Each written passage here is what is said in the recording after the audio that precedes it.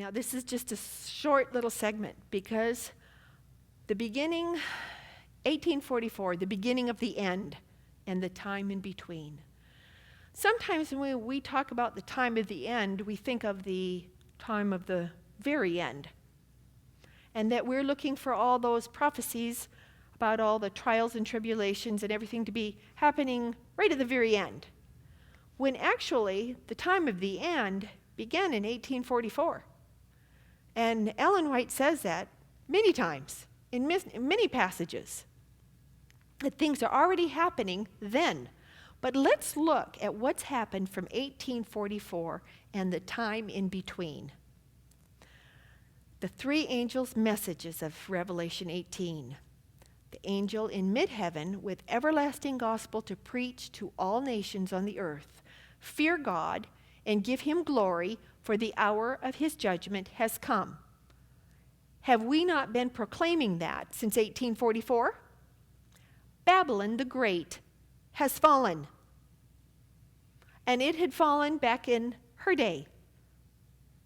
Warning not to worship or receive the mark of the beast. The three angels' message. Now, 1844, the Advent message. 1889 brought in righteousness by faith. Since then, we've had medical missionary work, the health message. There's been the voice of prophecy, it is written, and faith for today, and many others proclaiming the message around the world. We have lay ministries. We have Dorcas, community service, all outreach programs. We have Adventist World Radio, which is going gangbusters. I mean, they're dropping these little pod things into remote villages where people are actually on listening in their language. It's beautiful.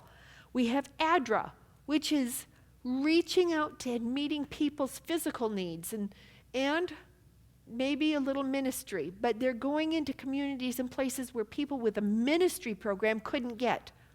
We have layman's ministry, we have gospel outreach, and on and on and on. Then we've had the net evangelism meetings, which have covered the world, and many, many more.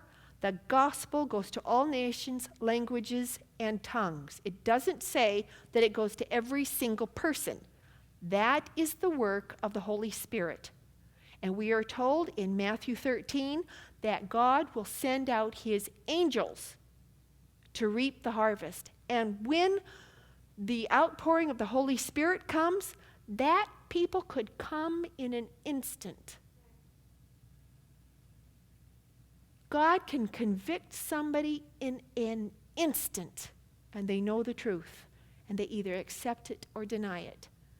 Does not have to take a long period of time. We are there.